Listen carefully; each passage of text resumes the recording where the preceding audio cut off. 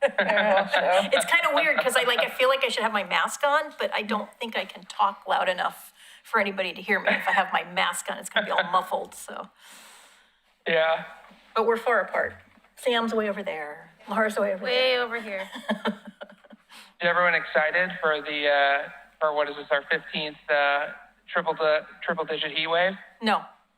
Excited is not the word. No. Yeah, I know, right? It's just brutal. I know. We used to have air conditioning, and we went and bought my husband. He sleeps in the other room most of the time because he's got a bad back, and so we bought him an air conditioner so that, for that room, so he can stay. One sec. Sign language.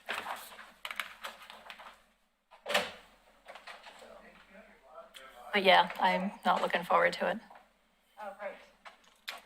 It's just been crazy how dry it's been. And I think that, sort of the existential dread level increases, especially after, that last year too, with all of the evacuations and everything else. I can't remember a summer that's been this dry before. I'm sure there probably has been one. I know probably 20 years ago or so, it was a really dry summer and we had water rationing in Oregon City. Like they asked you not to water outside. You could only water like on Tuesdays or Thursdays or Mondays or, like you could only water like 2 days a week. You had, depending upon your address, so they were trying to limit water use that way. We are live and ready to start when you are. Okay, so I will call this meeting to order, the Natural Resources Committee on August 11th, 2021. Oh, the gavel's over there. I didn't sit by the gavel. Okay, so we need to adopt the agenda. Is everybody okay with the agenda? Is there anything anybody wants to move around? There's not a lot on the agenda, but everybody good? It's so weird looking up and Good. Looks good to me. okay. Okay, so we have our first presentation from Kendall Reid. Hi, my name's Kendall Reid. Can everyone hear me? Yes. Yes. Yep. All right. My name's Kendall Reid, and I'm the Parks and Recreation Director for Oregon City. I've been planning this visit for over a year now. I've been with Oregon City for about 13 months. It's been an extremely exciting year. A lot of exciting things have been happening in the Parks Department. As you may already know, we've brought and developed 2 parks.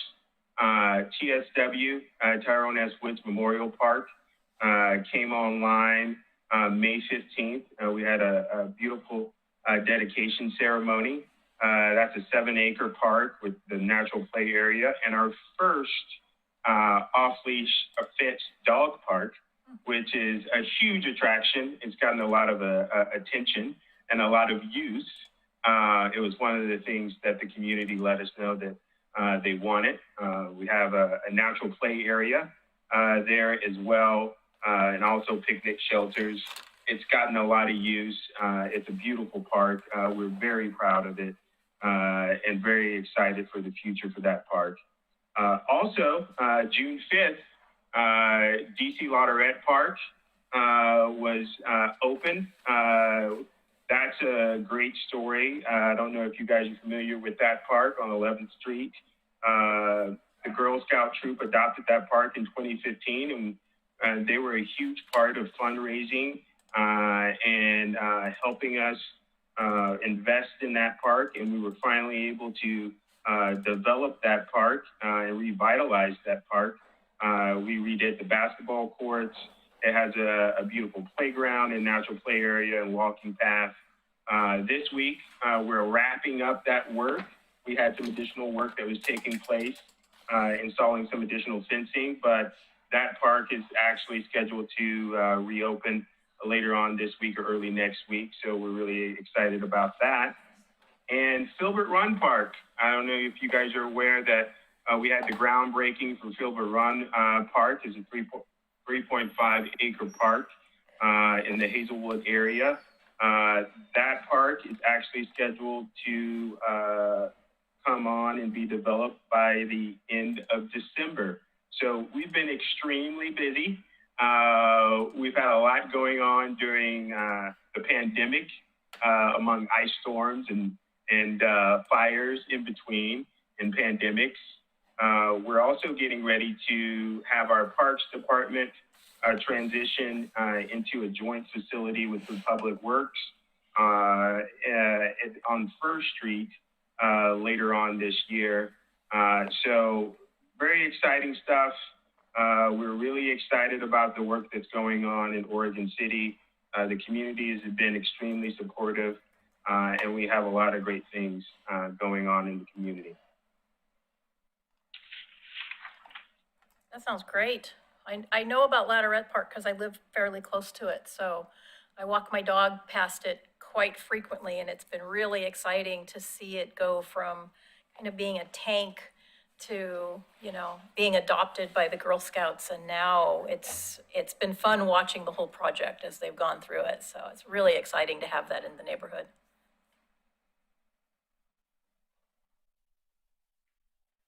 Any questions for me?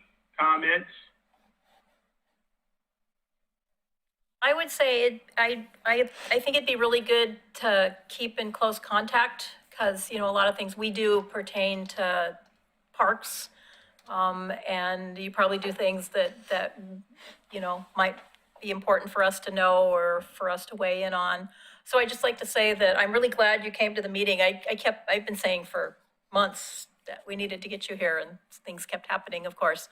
So I'm glad you came, and if there's some way we can stay in contact, maybe a little better. I don't know that it's been bad, but I know John Lewis has been at several of the meetings, so maybe when we have things that pertain to parks, if you could pop in for part of the meeting, if it was directly applicable, that would be a really good asset. All right, I look forward to it. Yeah, it seems our greatest intersect lately has been Heritage Street designations within parklands, which then goes to PRAC, and the process takes a while, but yeah. We're happy to keep coordinating with Mr. Reid as we get those designations into. I would expect that we'll get more, so. Yeah, that's great.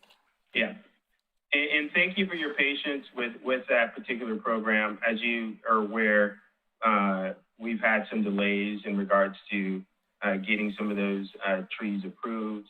Unfortunately, due to the circumstances with COVID, some of those things were delayed. I think we've kind of worked through some of those issues now. So we'll definitely do our best to make sure that there aren't any future delays in managing and getting that information in front of PRAC. So we really appreciate and value that program. So we want to do anything in our power to be supportive. Great. And with COVID, I think delays are understandable. I think we've all just come to expect them. So, I don't think anybody was really antsy about getting things pushed through really fast. I would ask about them periodically and think, well, and that's okay. I understand. COVID has kind of put sticky wickets in pretty much everything that we've been doing. So, and still is. So, do you have anything you want to ask?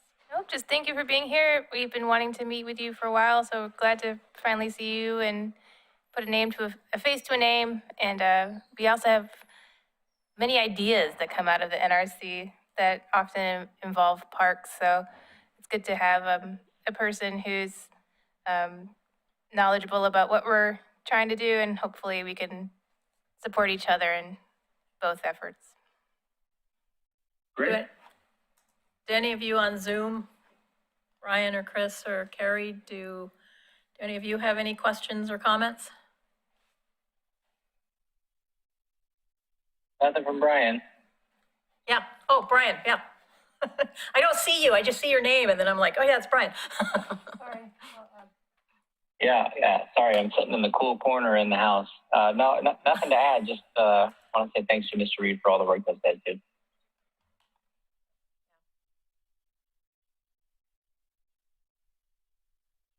yeah, and I would just parrot the same. Yeah, very much look forward to working with you in the future. I know we've already had some ideas that we're just brimming with energy about. We can't wait to advance it up. But yeah, all in due time. And yeah, you definitely seem like a great person to work with. I look forward to it.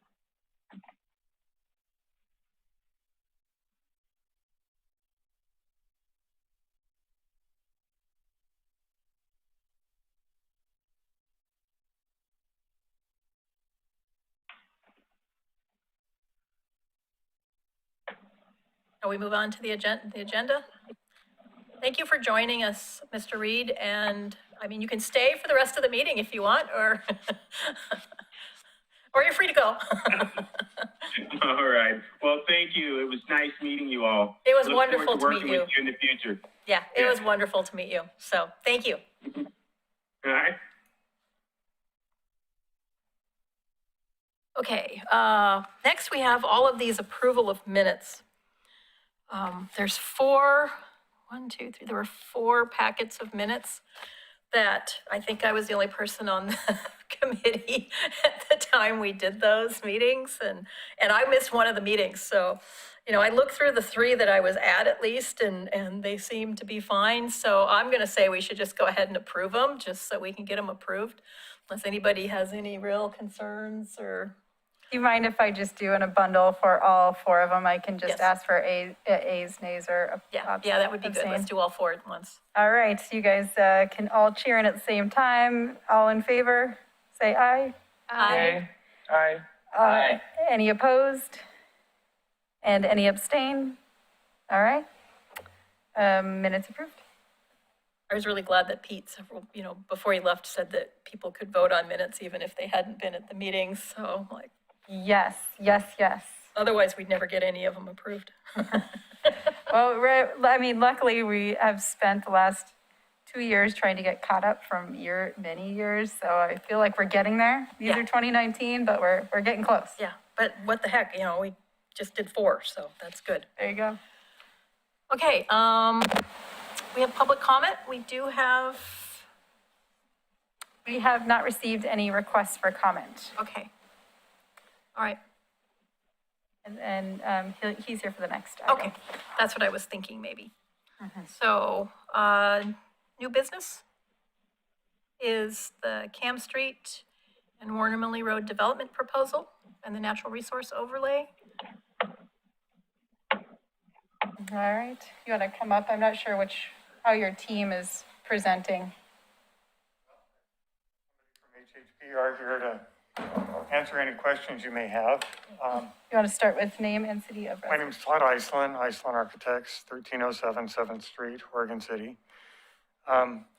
This is a kind of a difficult lot. It's a narrow, long lot between Kamm Street and Warner Milne Road. Sorry, do you mind if I stop for 1 second? I just want to verify that you on Zoom can understand and hear okay? Is the audio all Yep, right? I can hear him. Okay, perfect. Take my mask off if you want. You don't have to, just Okay. make sure to get close to the mic and speak up. Okay. Thanks. So this is a narrow constrained lot, and we do have a wetland on one side that showed up on the NROD maps for the city. Looking at it, it appeared to be a drainage ditch that was dug 30, 40 years ago. And we looked at developing the property as an apartment project with parking across the street at Warner Milne. The developer owns a property over there as well that's overparked. Really didn't want to do that. We'd rather have all the parking on the same site as the property. So we looked at, is this really a wetland, and hired a wetland consultant or environmental consultant to review it.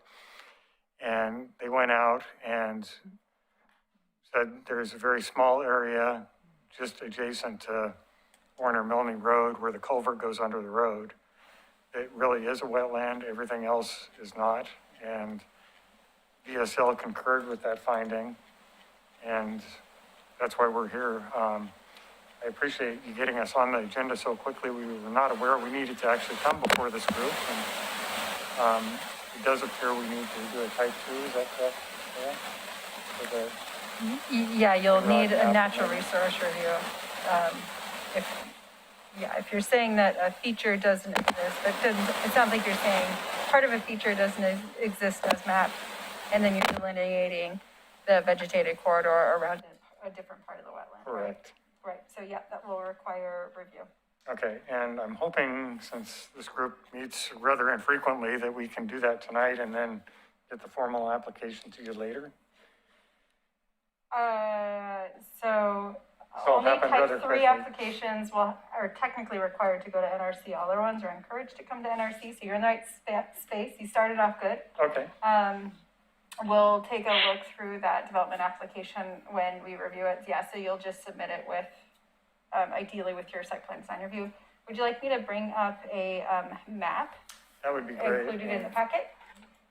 I don't know if I gave you a site plan or not. There's one in the report that oops. No, cancel. Okay. One moment, I can bring one up.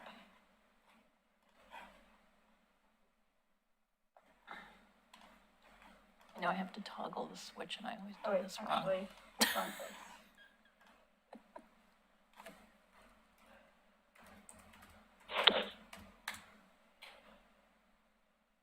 Turn it off. Oh, okay, I did it right.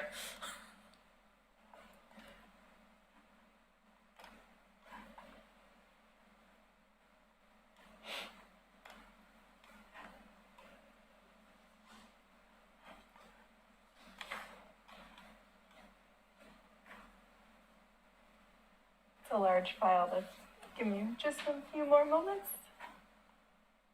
If you want to keep talking, I'll bring it up in the background.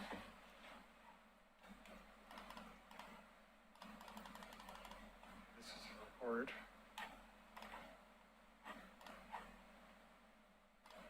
I don't know if everyone's had a chance to review this report. Submitted to DSL and then also the findings where they concurred. There's an existing Want this home one? there right now and garage. It will be demolished as part of this project. Okay. So if you go back to that map there, the area in green down along Warner Milne is the area that we're asking to be the area that's delineated based on the findings of the consultant.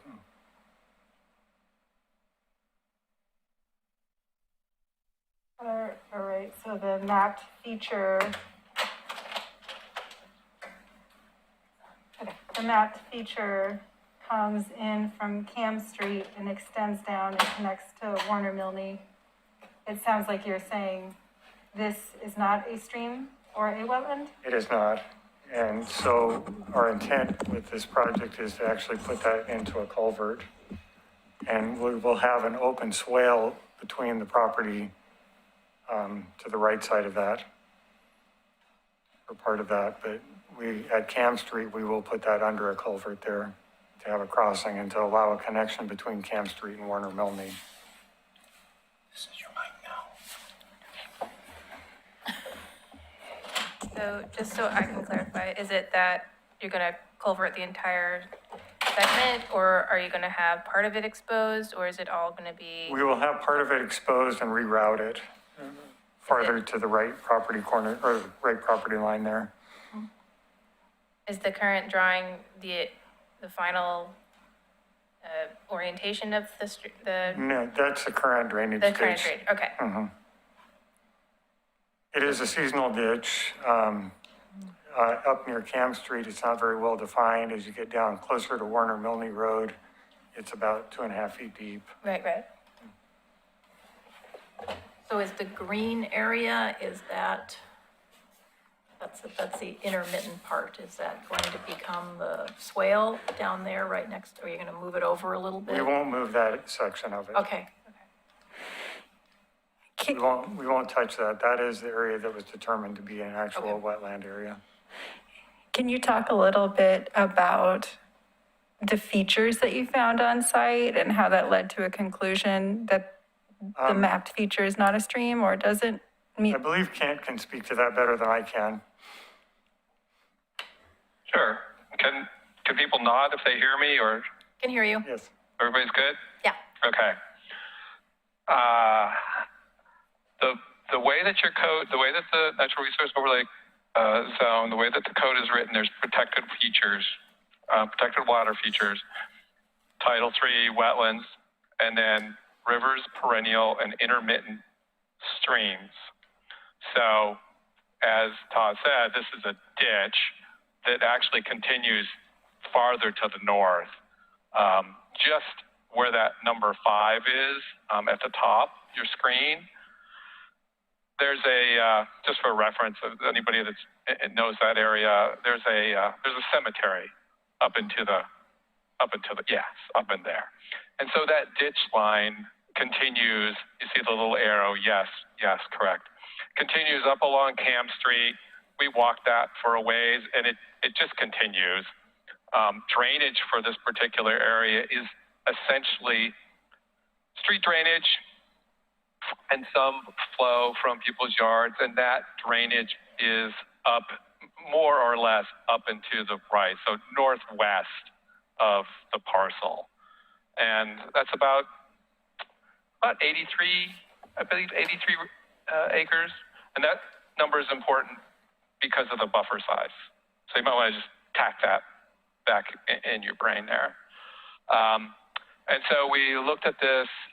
I don't know if I can display easily pictures from this end. I can try, but that is an open grassy swale from about 5 down to, just below, I lost the numbers on the photo. It suddenly got covered up. There we go.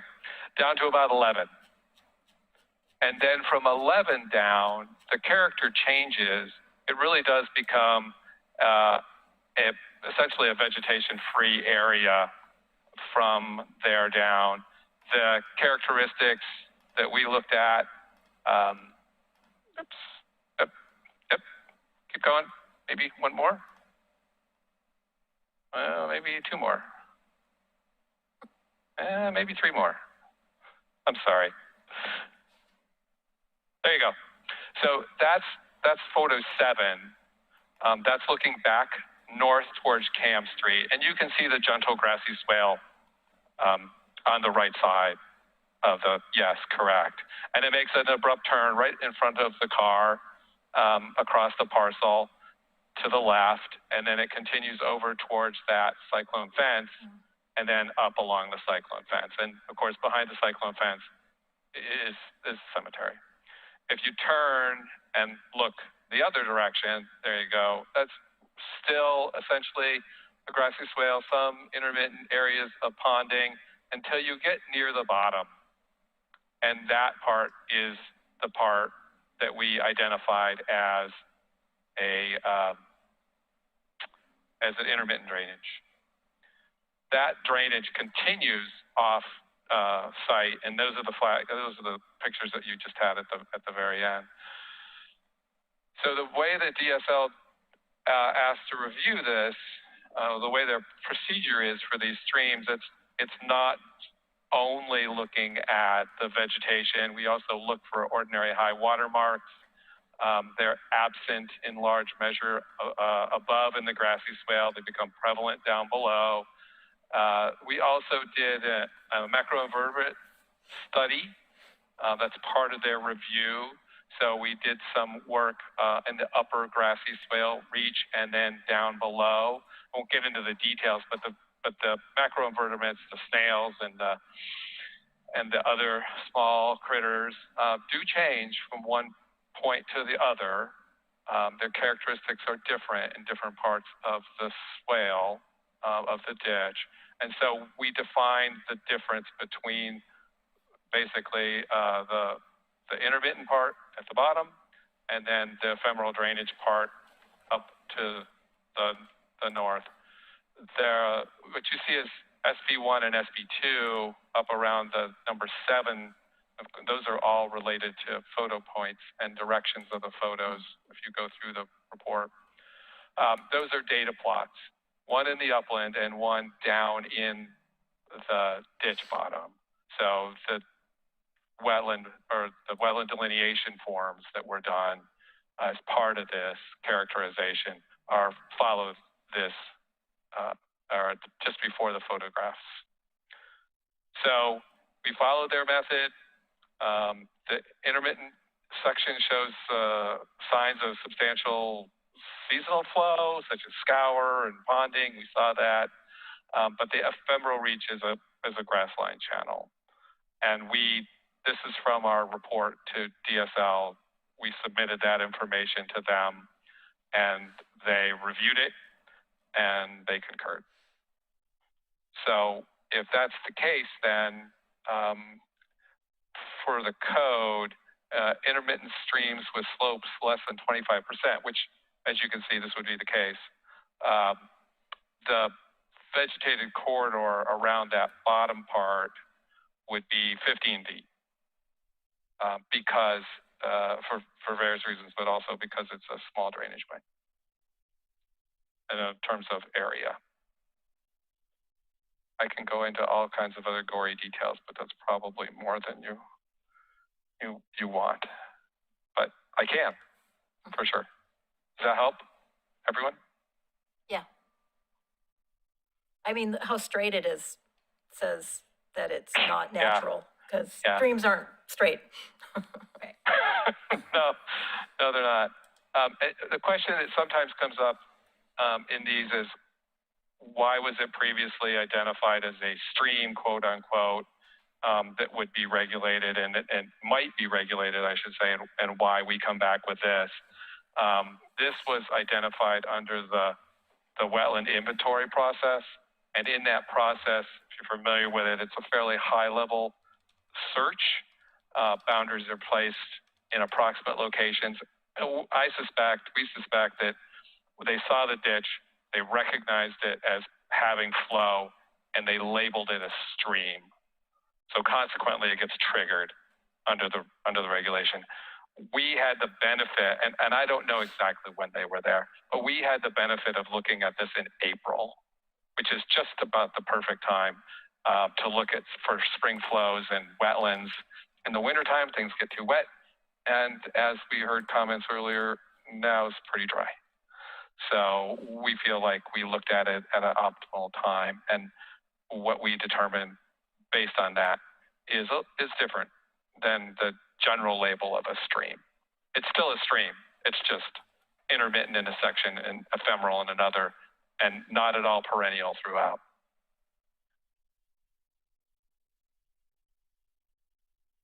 Yeah, and I can see based on your wetland delineation forms that the vegetation and the soils are pretty clear indicator of even if, say, this year's April was not as a common precipitation years, like I would argue this April was not a typical spring in terms of precipitation. The vegetation and the soils kind of give you the clue of long-term water availability. So so I see that with these plant types and with the soil characteristics. It's pretty clear that it's much more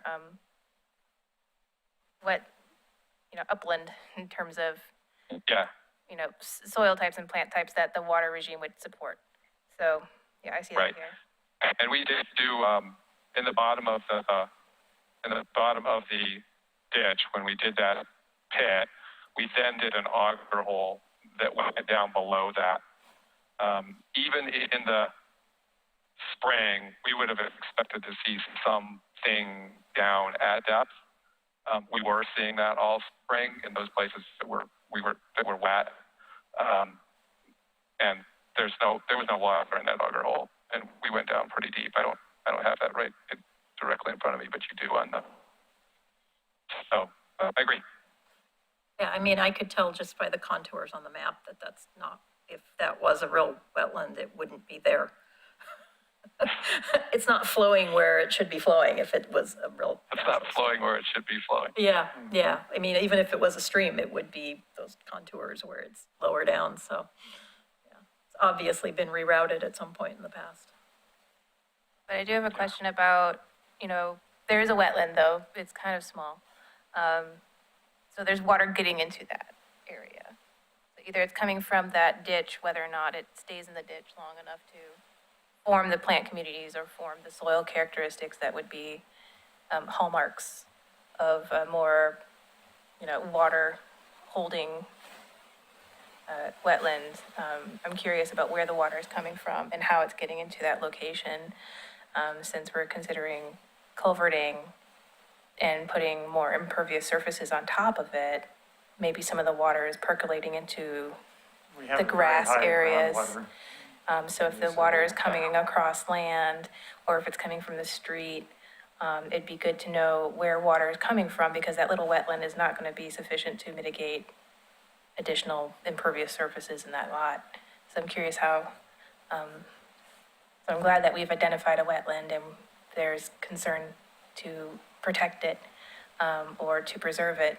But I'm also curious about how water mitigation is going to occur at this site, given the small capacity. And we are going to have a rather robust stormwater detention system on site as part of the development. And we will be picking up that upstream flow as well. I didn't ask the civil engineer to be here. He could shed a little more light on exactly what's being done there. But we have been very cognizant of that. It is a very high groundwater area. I used to live up in that area, and I know from past experience with basements flooding. Yeah, and so the lot across from Warner Milne is, a lot of that is kind of wetland too. You can tell just Correct. based on the And it vegetation. continues all the way behind the theater in that area. Right, so yeah, it's clear that it has connectivity in some ways, at least within the general landscape, if not directly from one water body to the next. Correct.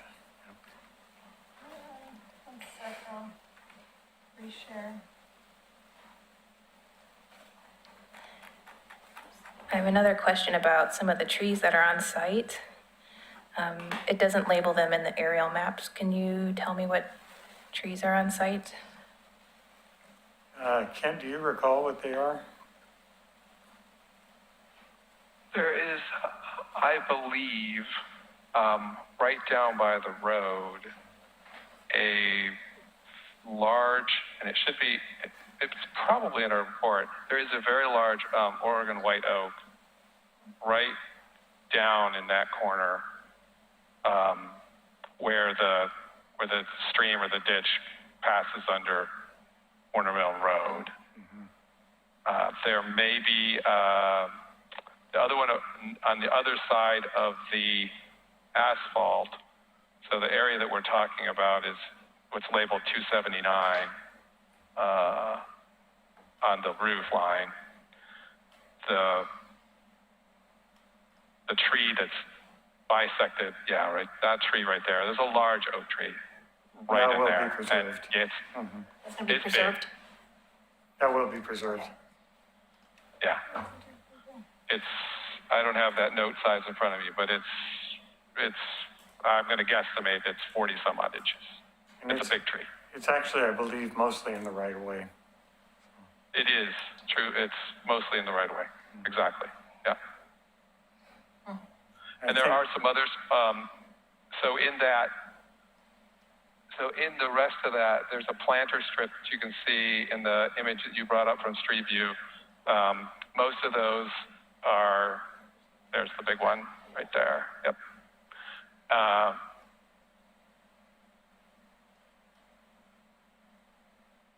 And then the rest in the planter strip on the far side, non-native species typically, not only shrubs, but the small trees I over think there. it's some kind of willow, I believe. Yeah, I don't have my field notes exactly with me, I apologize, but, And I think there are a couple of firs at the back, if I recall, too, at the back of the site. It looks like it in this picture on the left. It looks Yeah. like it's straight back. It looks like there's a big dug. They're not very healthy. I think you also have a unique tree on the Warner Milne side on the I don't know what orientation is, but it's on the west side of the pavement. There's, I think it's a hickory,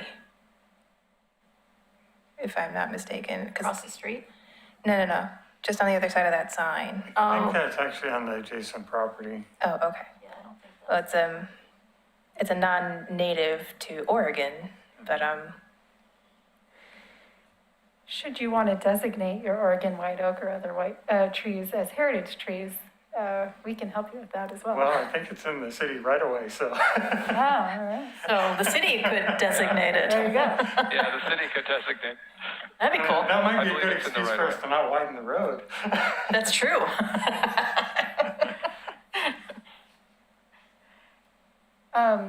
And then also, I just wanted to show the Natural Resource Overlay District. So the question about how it fits into the zoomed out scheme of the world. So this is what we had mapped as connection. These were the original connections, which is compiled from a variety of data, but it just says, look, do a study, look more into it, verify if the stream is there, what's its vegetated corridor, if a wetland's there, what's its vegetated corridor as well.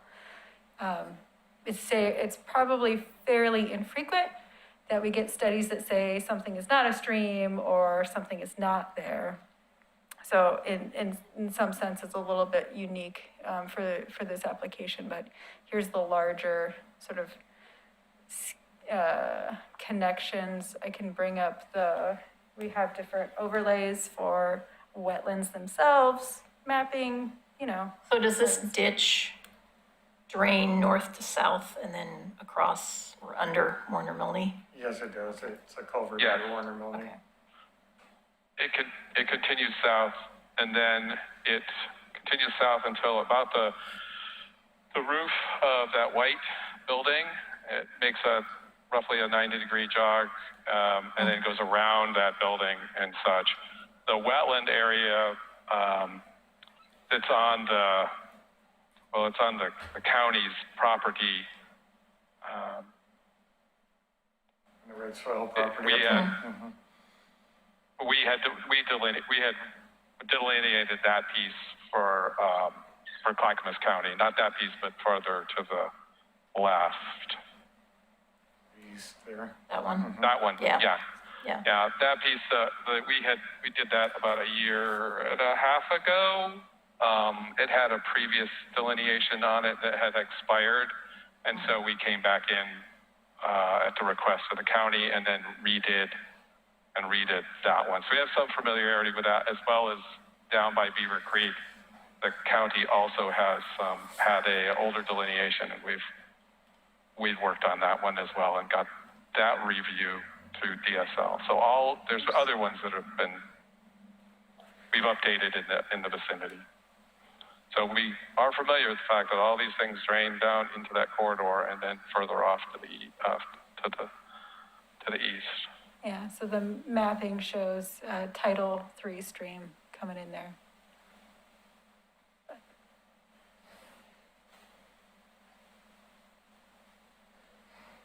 So are there any state level or municipal level remediation concerns that we need to be aware of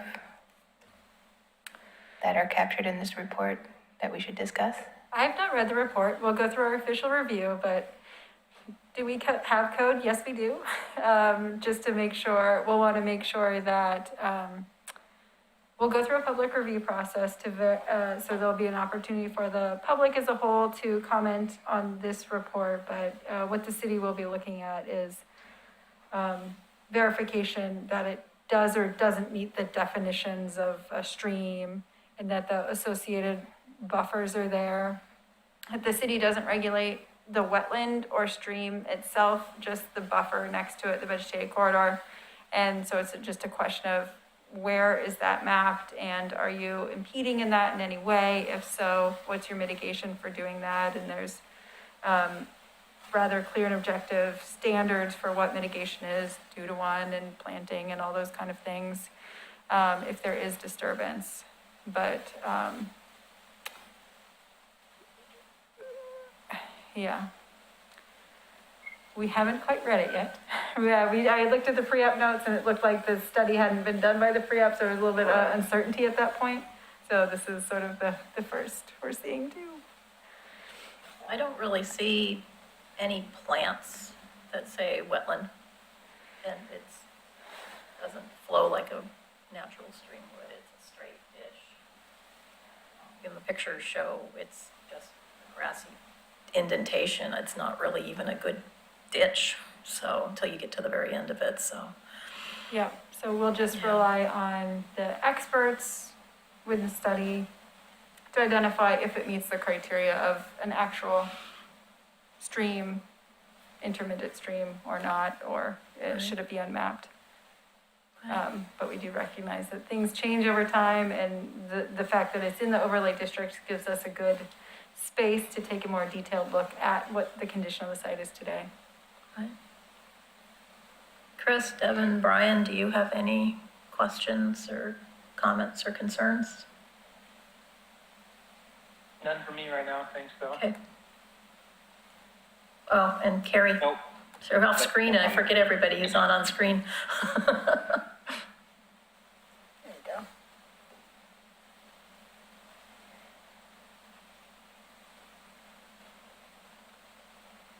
So at this point, what do we do? You guys don't have an obligation to do anything. You'll get notification, because you get notification when stuff comes in. So you'll get notification when the actual application comes in. If the timing works out and you want to have comments, you can do that as a group. If not, you can do it individually if you would like to.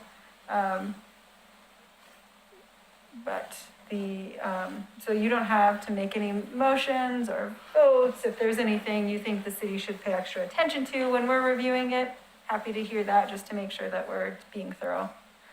Okay. Well, I have a question for our technical expert about the water capacity of the rest of the site. So it could be that the site is particularly good at holding water at like that small level. So I'm curious what the soil characteristics are in regards to water retention. Does that make sense of a question? I think it does. So the soils it's represented by the upland plot is very characteristic of the rest of the site. Silt loam, silty clay loam textures, much like we have throughout essentially all of that area. This water holding capacity is fairly typical of what we would expect from those soils that are developed in shallow basalt or mixed basalt and silty overlay. Not particularly poor, they're not particularly droughty, they're not particularly wet in terms where they don't hold a lot. The type of management that the engineers will have to come up with to address loss of infiltration and things like that, I'm going to leave to them. I don't know if that's your question, but Well, it sounds like they're the I can try again if I missed it. No. I think you answered it well. They're not the sort of soils that drain readily, which is what you were saying, but they also aren't so strong in clay that they would retain moisture on site so well either. So they're kind of like your classic ideal agricultural soil, essentially, is what it sounds like. Yeah, so most of the stuff that's mapped in through here is, not to get wonky on you, but is mapped as dirty soil, which have a heavier clay layer at depth. It's a result of translocation of clay from the upper part down into the lower part. And it's, what happens is that's the place that we gain some water holding capacity as a result of that. And like I said, that soil is widespread in this area. So the wetland soils they have similar characteristics, but obviously they receive more water from the upland, and they end up getting ponded as a result. So, Makes sense. Thank you. yep. I love soils, so, you know, I'm like, oh, yeah, cool.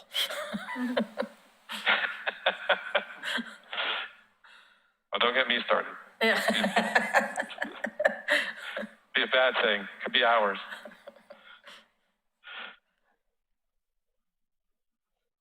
Anybody else? My suggestion is just wait and see what the city comes up with. I mean, I don't see any reason to say that it needs an NROD on it based on what I'm seeing here, but I'll hold off and wait for the city to look at it more closely and have all their experts look at it and make a decision, but. Yeah, typically this city will send, if there's a type 3 NROD application, then we'll send it to a wetland consultant to just be another consultant pair of eyes on it. We typically haven't done that with, you know, other more straightforward ones. This one has a little bit more discretion in that. Okay. You guys all agree with that decision? Sounds good. Okay. Yep. All right. Great. Thank you very much.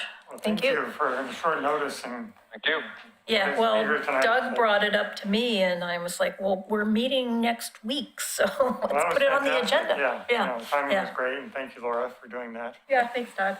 Thank you Thanks, for coming. Ken, for being here tonight. No problem. Yeah. Happy to do it. Thank you. Thank you. Thank you. See you later.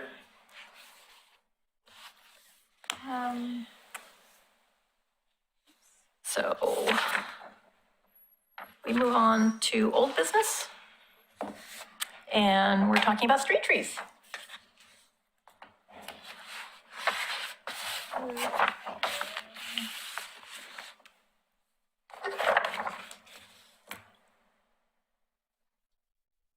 All right, let me see. Technology these days.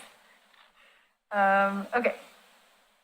I'm gonna try and get everybody in the screen to the extent that we can. Thank you for your patience.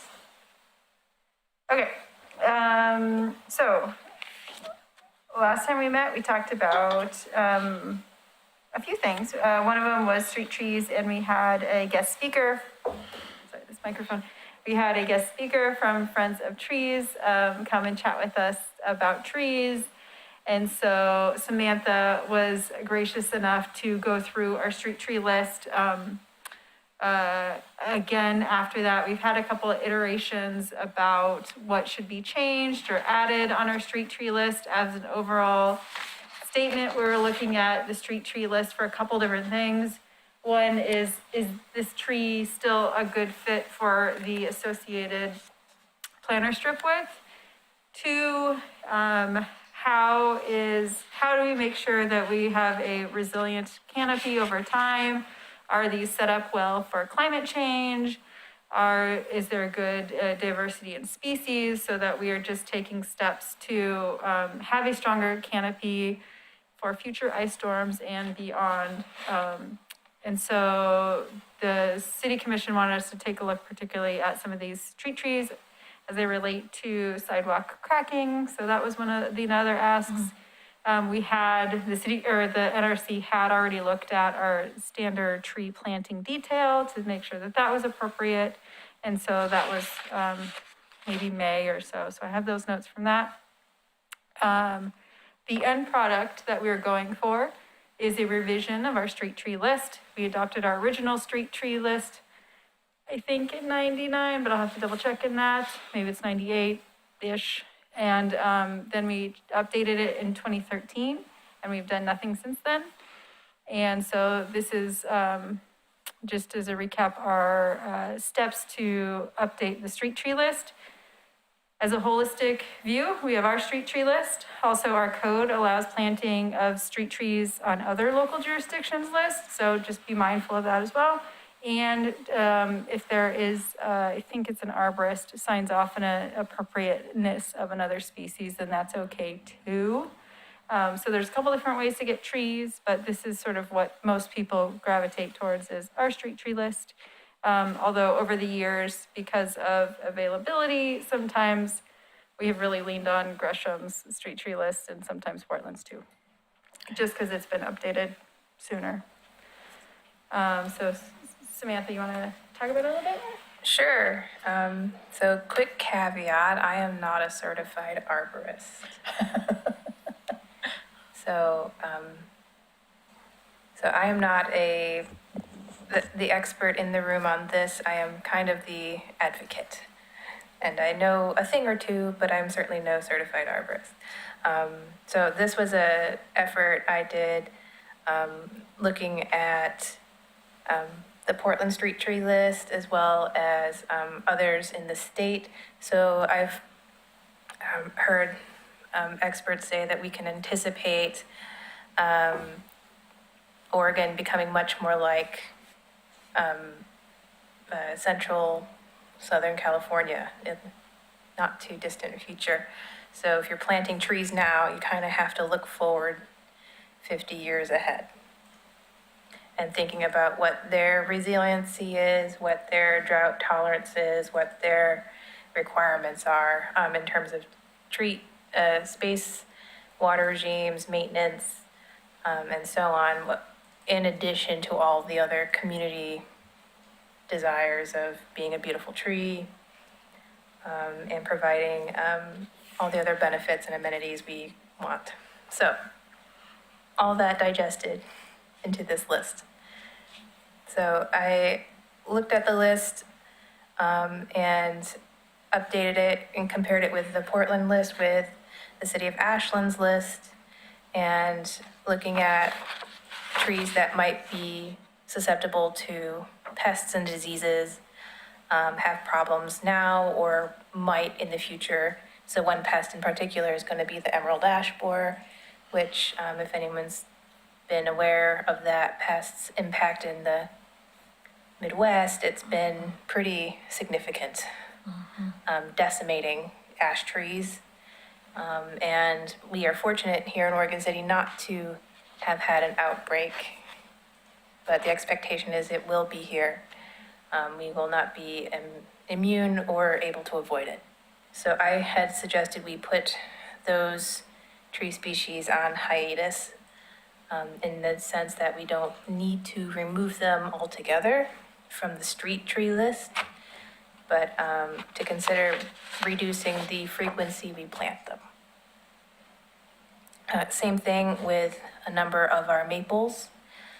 There's another pest that's on the way. It's particularly targets maple trees. It's the long horned Asian beetle that targets maples in particular. And I was very happy that we had Eric Carr from the Friends of Trees, I think that was his name. Yep, he was friends of Andrew. Andrew, yes, thank you. Andrew from Friends of Trees, the certified arborist, provide expertise on that because there was hesitancy to put all the maples on hiatus.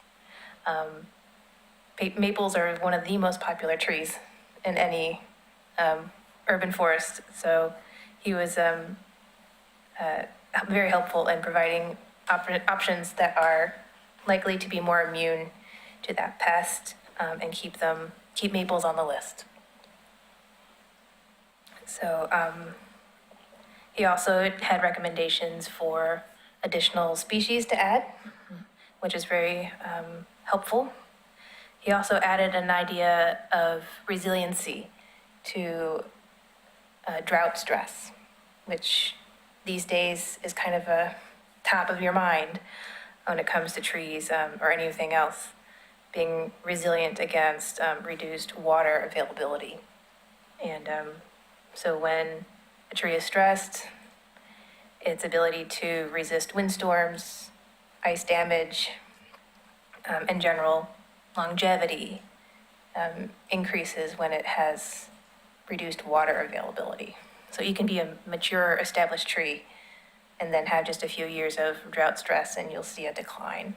And we've been seeing that in some of our western red cedars, so across the state. So hopefully, I'm happy to keep editing the list, but my hope is that we'll have a list that not only encompasses more expertise from those in the field that are working with these trees or living with these trees, but to also have a better idea of what's available. So visiting nurseries, visiting street tree providers and learning what new innovative varieties are available that can meet the small size planting strips more readily, but also meet the needs and desires of the community. So that's another to-do item on my list. But I'm happy to talk more about the list. If there's any questions. I think this is a good list. I like the idea of taking the maples and ashes, at least not, at least putting them off to the side for a while. Because I have friends in Missouri and their ash trees are just getting killed. Literally, they go out and they're dead. Like, what in the world happened? Right. And I know that's coming, and that's going to be devastating for this area because a lot of our wetland areas are full of Oregon white ash.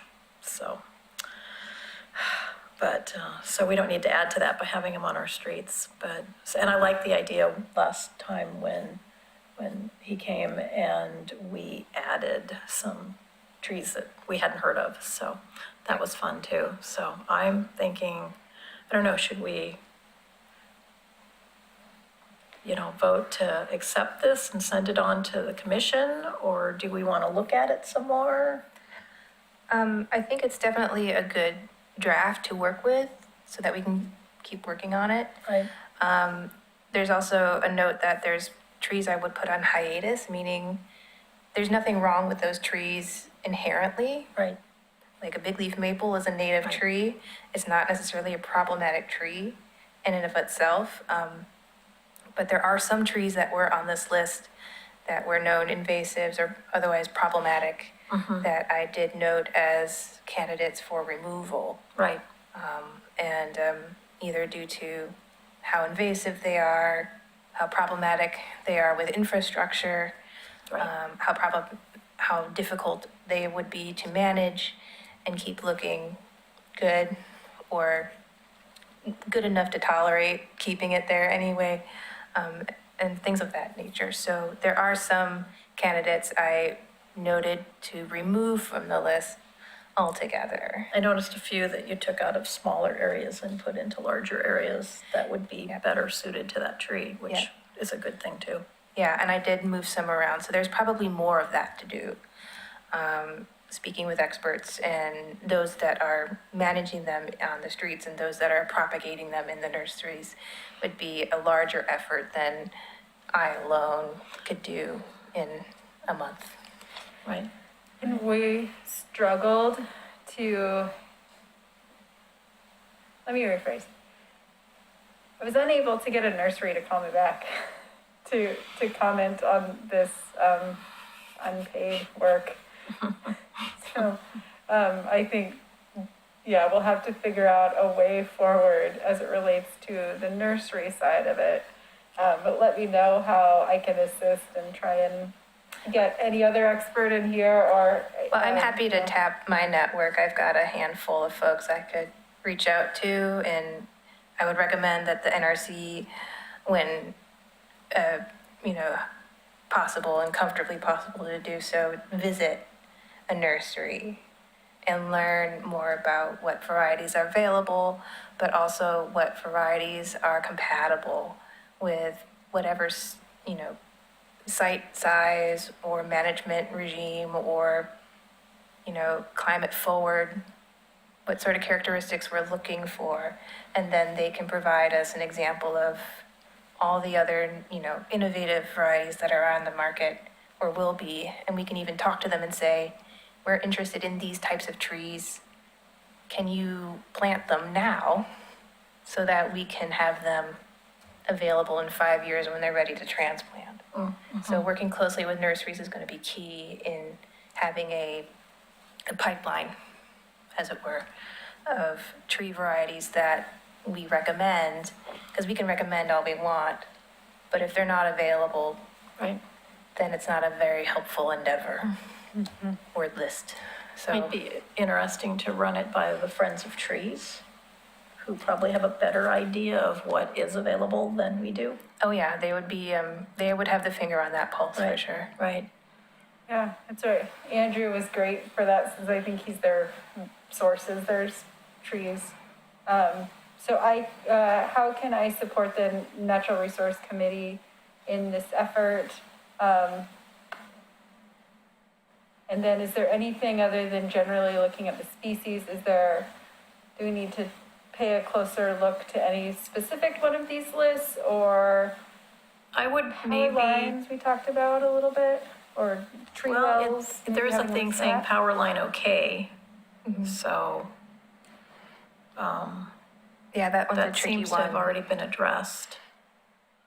But, yeah, if Andrew would be willing to look at it, and in terms of whether he thought we were putting them in proper spaces, like whether it was a large enough space to hold the tree, and whether the power line would be okay, and then just anything about, other issues that he can see, like it's not very drought tolerant, so in the future this could be problematic. Because I know there were a few that he talked about there were problems with. And I know you took notes, so maybe that's already showing up in here, but if he's willing to look at that, then, that would be, I would trust his judgment, Perfect. And then what we'll end up needing is maybe a column in here that explains why it was moved, or whatever the thing is, and then an expectation for how long a hiatus means. We don't have a regular cadence of updating this list. right? Perhaps we should, is one thing from a policy perspective, but then the other one is like, is it one of those things where we check in on it and see how it's going and not try and predefine something, or just, Well, my thought about the hiatus question, it's an excellent question, was that how would you know when to take it off hiatus? Right. Because a lot of these trees are popular for a reason. And I would say that would depend on the fraction of the overall tree canopy. So this is kind of a tree inventory Right. question, which we don't have yet. And it's kind of preemptive, I admit, to put these things on hiatus without, data-informed inventory to back it up. My only reasoning is that in general, across municipalities across the United States, maples are by far the biggest chunk of the inventory overall. They tend to be around 70 to 80%. Yeah. So assuming Oregon City is not particularly different in that regard, I carried over that assumption over, which made my recommendation for that. So I'm happy to talk back and forth about that. So I should drive around and look and see how many maples are out there. If you want to do that, I'll pay attention you'll when I'm back it driving up around. better than I've been doing. I haven't done even that level of analysis, so. I am glad to see the pears, the color on the pears, because I know in Missouri, they are paying people to take them out because they have literally taken over the entire state. People planted them because they're very pretty, they have pretty flowers. But they have seeded themselves and they're coming up everywhere. So the state actually this year had a program where it would pay people to cut their pears down and plant something else. And ran out of money very rapidly. From a policy perspective, I like a hiatus because we clearly don't update this all that often, because it takes a long time to work through how to update it, and then the resolution and all that just takes a long time. So I don't know when the next time we will update it is. So if you have a sense that it's going to be, that there is an overabundance, then Well, it's Why not? again based on, habits and characteristics of the regular municipality. And if we are to say we are similar in this regard, then it would make sense to put things on hiatus with the caveat of having a few tolerant, resistant maples Right. available. But again, it's not to say that these maples are inherently problematic. They're just vulnerable to a pest that is quite destructive. So we do have a few native maples in our natural areas that we want to protect as much as possible. So if we can reduce the abundance of vulnerable maples in our street trees, where we have a little bit more control of what tree population goes in, that's a buffer. So it's not that it's impossible for an infestation to come, but we can at least in the managed areas be more thoughtful and mindful. So that's that. And not have streets that are lined with nothing but maples. I'm sure they're lovely in the fall. Oh, they are, yeah. I've got one by my house. Yeah. But, yeah. So Laura, question for you. Are you essentially saying that if we were to vote on this and make a recommendation to city council that the list is essentially locked in and that it would be quite difficult to make any kind of amendments to the list in the future, at least the near future, without a relatively drawn out process? I wish the answer was no, but the answer is yes. Because we adopt it by resolution, it'll take a resolution to amend it as well. And so with that, well, I mean, if there's something that's super problematic and we need to say like, this tree is causing problems and we know it, let's get it off the list immediately, and we want to just do a quick resolution to do one tree, I could see us doing that in short order.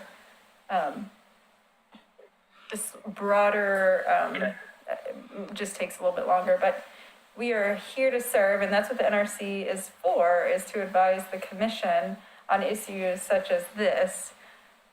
But just know that we're probably not going to update it multiple times a year unless there's a real need to.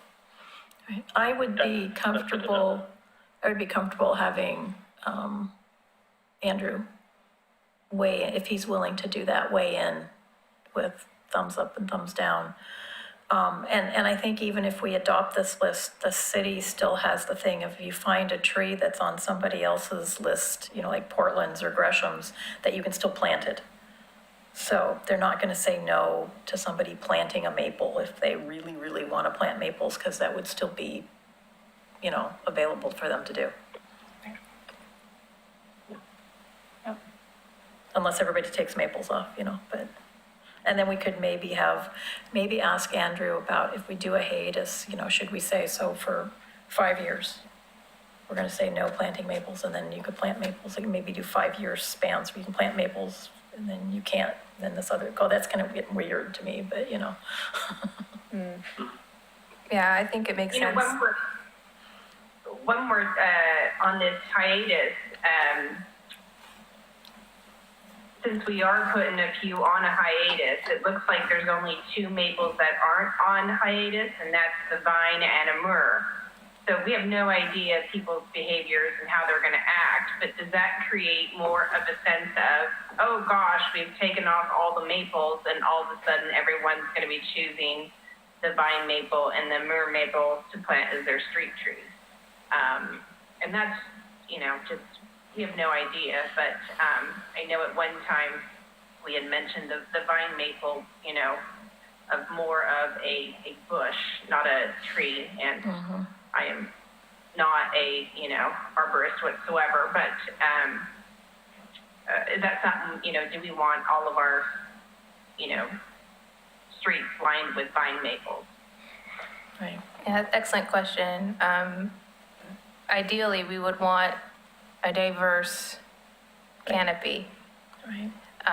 So I think if people really wanted a maple, a good question to, you know, ask or have on here is, why do you like a maple?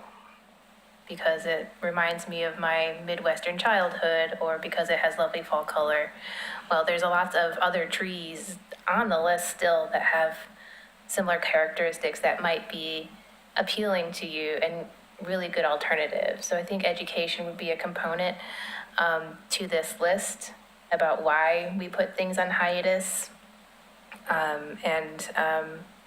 Again, not to say that if someone really wanted a maple, they could still get a maple. Right.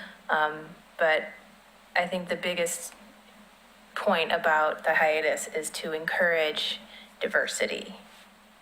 So if there's a way to highlight that intention in some way, which a list like this, someone looking at it for the first time would probably not get that idea when they look at it. They just see a list of trees and they see maple, that they might recognize what tree that is, but they don't understand, why can't I plant the maple? Maple's great. So the intention is to encourage diversity. So I don't know how we can do that with this alone. So it's a good question.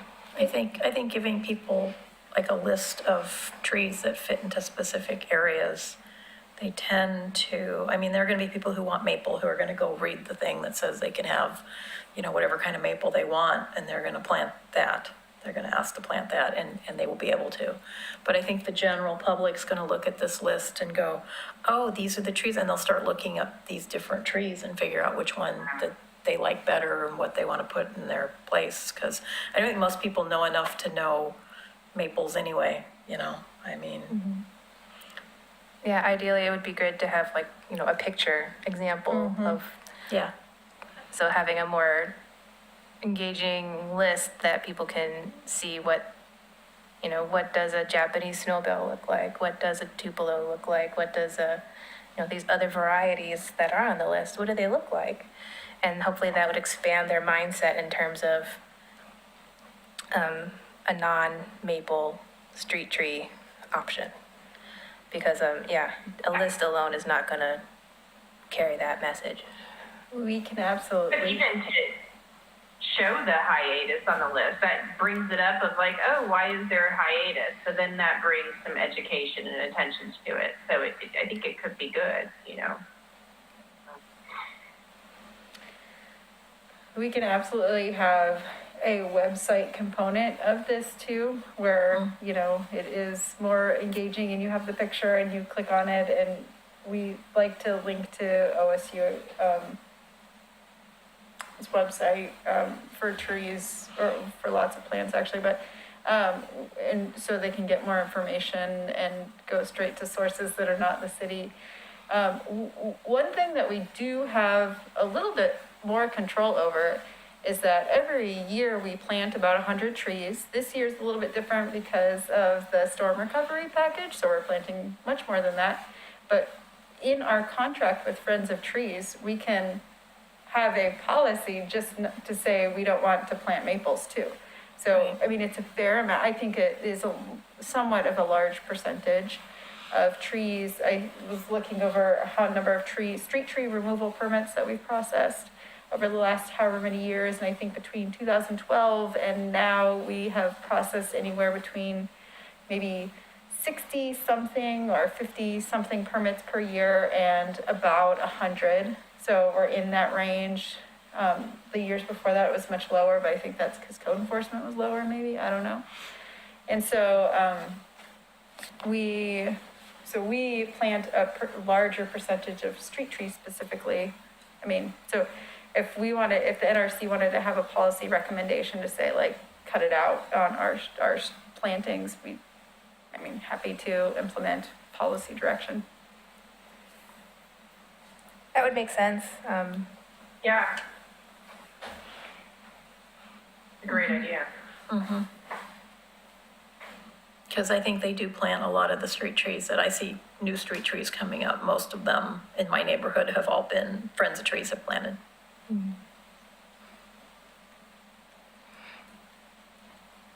Yeah, and the caveat to the list is whatever we take off is another option that might be otherwise available in the market that we could find. and buy, right? Like, so if we have a spot that we want to put a tree and, we have a reduced, list, it might be trickier to find A tree to fit some of the there. more acceptable trees. Yeah. So that is a caveat to putting things on hiatus, because even if we are deciding to be proactive about potential impacts of infestations, not everybody else is. So, so just being mindful of what we could buy. Well, I think that would be a good reason to run this by Andrew, because he is gonna know what's out there on the market. And, if we're taking all the maples off and that's like 70% of the nursery stock, then he might be going, well, maybe you should leave a couple on there. Yeah, so yeah, I would definitely agree, having Yeah. more insight from the nursery side, as well as the, feet on the ground experts. Right, right. They would be best to help craft this list Right. more appropriately. Yeah. So Laura, can you get a hold of Andrew and see if he is willing to review this list for us? Sure. In terms of, are we putting the right tree in the right space? And are they available? Okay. And if we're taking things off that is gonna really limit people's, we take all these maples off and there's maybe only 4 of those trees that are widely available, then that's problematic. So if we get his feedback before the next meeting, and then we can talk about this more. We could even invite him to come back if we want to, if he wants to come again. Sure. But I think it'd be great to have somebody who is more familiar with each one of these species and would understand availability and where you would plant them. Great. And then Samantha, it sounded like you were also gonna go through and vet some more of these trees at the same Yeah, time as I've got well. a small network I can tap as That would be well. good, So I yeah. know folks over at J. Schmidt. So I could even just look at their lists and see what they got. Yeah. And What do where they have in their what nursery? sites and so on. It would just take Yeah. additional time. Right. Which is Yeah, no. the bottom denominator in my situation. Yeah, it's everybody. I mean, I've got school starting at the end of the month, so. So maybe I can just send them the list, and maybe it'll be that, squeaky wheel in that person's inbox that will just suck them in, and that will be, Please go down and we don't carry this, what do you carry? Of all these trees, which do you carry? So what, I know we're not to future agenda items yet, but what is the expectation for when we bring this back? Next month, the month after next? I mean, I'd like to ultimately adopt something and get it to the city commission, but I think getting a little bit more feedback in terms of tree availability and making sure we're putting the right tree in the right place is, I'm sure the commission especially wants the right tree in the right place. Yes. So let's make sure that we've got those 2 things, a better handle on those before we send it to the commission. So if we can get more data and talk about it more next time, then maybe the meeting after we'll be able to actually come up with a list that we can send off. Okay, perfect. And then once we're closer to the end, we'll maybe pair some write-up that goes with it. Yeah, So as to decisions You'll like get- why we took some of the trees off and why if we decide to do a hiatus, why we're doing the hiatus and, yeah. and then we'll probably ask 1 or 2 of you guys to come to the city commission as well when it's presented, just so. Yeah, Perfect. Okay, sounds good. I think Yeah, I understand next steps. yeah. We have our homework for us, so. Okay, so we have communications. Do you have?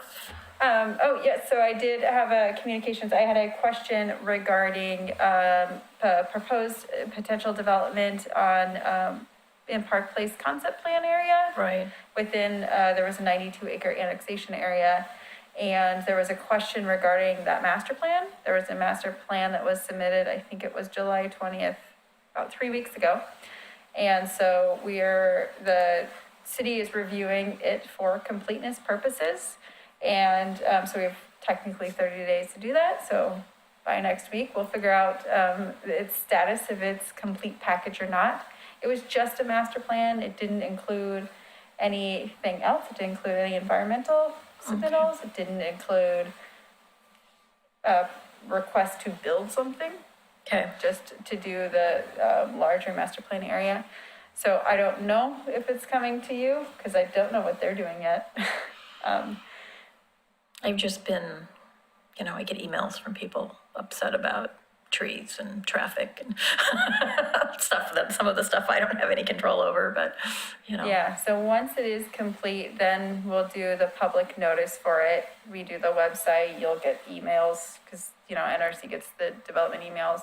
And so then, we'll have more to share, and then we'll look through our criteria. So the job of the planning division is to look through our adopted criteria. Development gets proposed by a developer, a property owner, or both. And so we don't choose what gets submitted or when, and we don't know if things are complete or incomplete and how long that is. So we'll just look at it for compliance with the applicable approval criteria, and the public will definitely have opportunity to weigh in on whatever applications ultimately end up being submitted there. Master plan is a planning commission approval, so it would be a public hearing mechanism, so you can testify verbally or in writing. okay. Okay, And then I don't have any other communications, but I'm happy to answer any questions. There's still no word on who the new Pete is, so. yeah. So I have a couple questions that are inventory related. So Nancy, did you get a chance to go to the webinar? No, I signed up for it. And then my daughter scheduled a meeting with the financial aid person at PLU at the same time. So that kind of took precedence, because we had no idea what we were doing. So. Fair enough, okay. So I didn't make it, even though I intended to. I did want to say that we talked about last time doing some kind of a communication with Kamm Neighborhood Association to maybe do some kind of a weed pull or invasive species pull where we could do informational stuff. And I reached out and sent an email, and I have not heard anything back. So I think I'm going to have to be a squeaky wheel and send another email. And I'm assuming it's the right person. I got it off the city website, but I know sometimes things change, but I'll send another one. Were you guys talking about doing that in Kamm Park? Yeah. Kendall, we should have asked him Oh, we about should have that. said something to Kendall too, yeah. So, Yeah. send- But we haven't even, I just kind of reached out to the guy saying, we don't have anything specific planned other than we were talking about this. And obviously the wrong season to be pulling weeds anyway. But, if we could start talking about this now and get something planned for the future. And then they never got back to me, so I'll try again. So. But yeah, that would be a good idea to put that request in front of Kendall as well. Yeah, maybe So- I'll, when I email this guy, I'll email Kendall as well and get them both in the loop. Maybe that'll be more, maybe that'll make somebody move faster. I don't know. So, Okay. Well, it would be good to get some more familiarity, at least with the inventory process that ODF has, freely available for cities. I don't know what the ideal procedure is for that. Like either the city would want the NRC to vet it and then make a recommendation, or can the city just do that outside? And the NRC, what is the preferred procedure for that?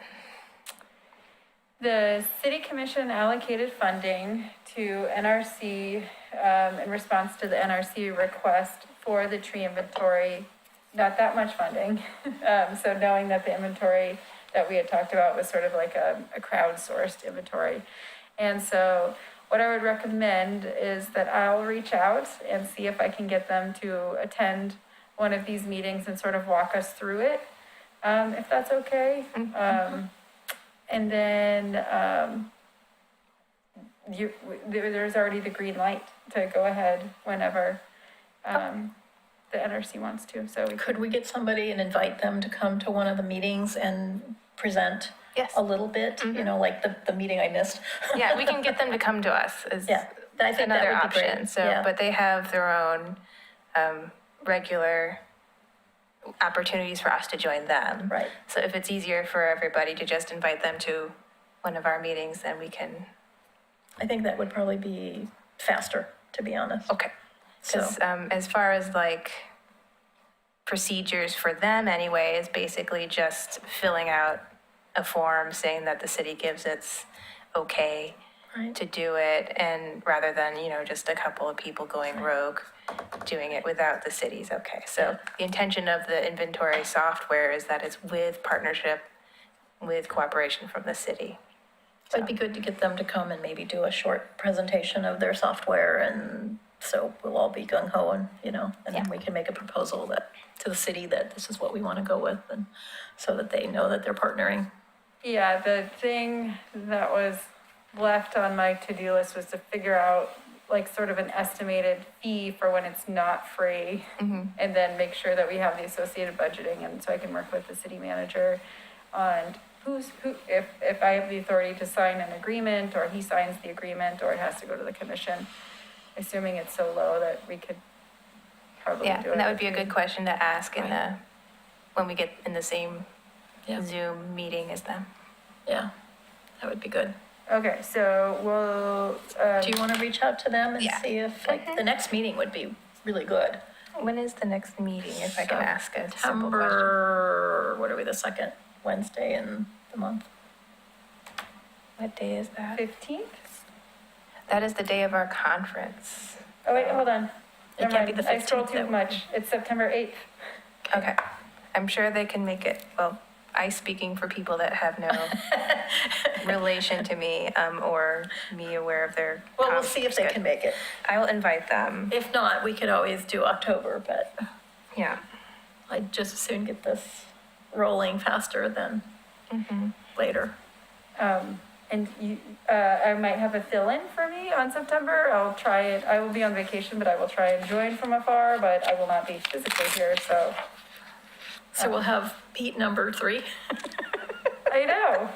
We'll have an alternate Laura. There's only so many of us, so at some I point know. you're gonna get to see us all. I know. Are they There you in the process of actively hiring or interviewing, or do they just have applications out, or is it legal to ask?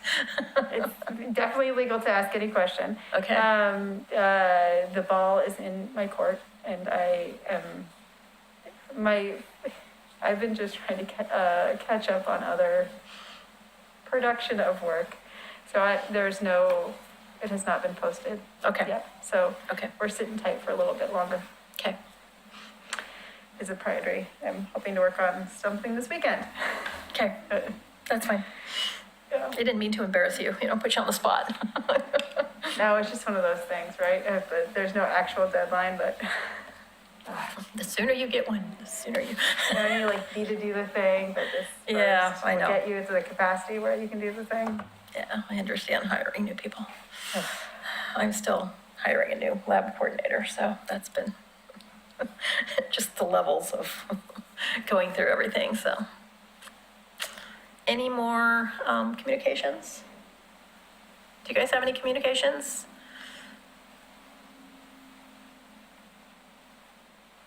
Okay, future agenda items. Well, we've got the tree inventory people. We're gonna look at the street trees again next time, so. Anybody else have anything else that they wanna? We had tentatively kind of tabled the noxious Yeah, list till we could have time to focus on if we want to adopt the county's list or go through a separate process or really more. I think it would be worth finding out whether we could just adopt the county list that gets updated on a regular basis, because that makes way more sense to me than us having to update that list Because ideally it should be probably updated every year, because there seems to be new invasive species showing up so regularly. If we're going to do it from the perspective of code enforcement. Right. And fine people on it and then we have to codify an actual list and can't refer back to a rolling list that's adopted by somebody else. But if we want to do it for educational purposes, and then we don't actually have to adopt it, it's more of like a campaign of like, hey, these things, watch out for these things, they're not Right. great, and, Right. we don't have to actually adopt it, we could just start producing the thing. But the problem is that the list that, like, for developers or something, or for, like, what you were saying, I know that has to be codified. Our native and nuisance plant lists Right. are codified. Right. So, but there's so many more nuisance plants. I mean, there's things on that are really bad nuisances that are not on that list right now. And so that's the problem I see, is that list needs to be updated probably every year. I don't think the native list needs to be updated, but the nuisance one, Oh, okay. because that's the issue, is there are so many invasive species showing up annually. There's always something new that, it may have been in the neighborhood for 20 years, but it wasn't really spreading, and then all of a sudden it just takes off and it's everywhere.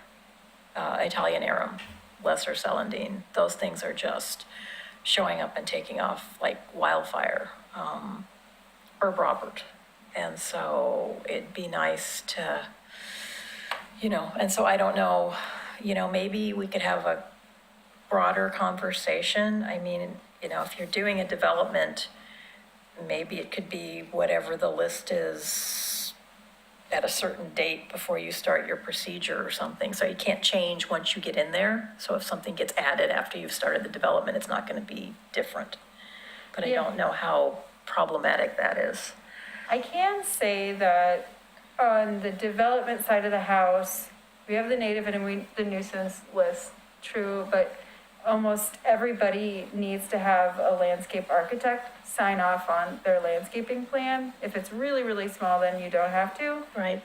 So there is a little bit of a layer of protection for some of those larger commercial ones that ideally the experts won't put nuisance. So we should definitely update it because it hasn't been updated in a very long time. Okay, so we should look at that and update that for what we see new nuisances that have arisen. Okay, so it sounds like it's take a look at the county's list, add it to our nuisance list if it's not on it, and then we'll come back and talk about that together. And then Okay. we can adopt that by resolution so that it is codified. Right. And then remember to look at it at a regular duration. Make sure it's on some work plan or whatever. Yeah. I mean, it doesn't take that long to look through that list and compare it to what's on. It seems easier than the street tree thing that we're doing now because it's just added if it's not on. Right.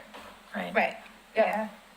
And just so I understand, when it's on the nuisance list, so that affects development, developers, and then also, is that something the city has to manage? I think, Laura, you mentioned, hey, just be careful if we put something on the list, that's something that we have to actively manage. Is that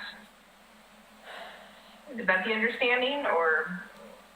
There is a section of our code that we don't get very many complaints about, but if there is a regulatory thing for code enforcement for if someone, sorry, I'm muffled, if we get a complaint through code enforcement that someone has a nuisance species, then I think there is an arm there. I need to do a brief check. I know that Pete was a little bit more detailed on that. Planning department hasn't, I can think of one time that this has ever really been an issue with us. I think code enforcement's like, We had Nancy Bush come and talk to the committee once, I don't know, 2, 3, 4 years ago, probably 3 or 4 years ago. And she basically said that it's completely complaint driven. They don't do anything with code enforcement unless it's really blatant, unless somebody complains. So they don't drive around looking for Himalayan blackberry in your yard, but if your neighbor complains that you have Himalayan blackberry, then they'll go and talk to you. That's fair for plants, probably. Yeah. Yeah. It I mean, I know there are depends. other things that code enforcement takes care of without that, but Yeah, she yeah. said they're very, very much, complaint driven, so. I would say I'm over sure 100. for the weeds, it's only if, I know one of my neighbors, she was all angry because somebody said her yard was full of weeds, because it is, but, and she likes those weeds, she likes ivy. But a neighbor had complained, somebody complained, I don't know who complained, it wasn't me, I didn't complain. But somebody had complained and she was all kind of angry that she was gonna have to do things in her yard, so. Yeah, I don't think we get that very much. What we get a lot of is tall grass. Yeah. Every summer. It's Well, that's a heavy- fire hazard, yeah, Yeah, not species, just height of Yeah. stuff. yeah. Yeah. And an allergy hazard for me, I'm just walking my neighbor. Okay, so if, depending on what happens with the scheduling with ODF and whatnot, we can pair back the nuisance list with the county's lead-wise program. I have enough time, I'll look through that. You got that, So okay. I will look through the nuisance Thank you, Nancy. list versus the county list, and I'll add on what I see that the county has that we're lacking. Okay, I'll send you a Word version. of That our would be nuisance. very, very helpful. Word or Excel, one or the other. Okay. Anybody else? Anything else? Oh. I think we're done. I still don't have the gavel.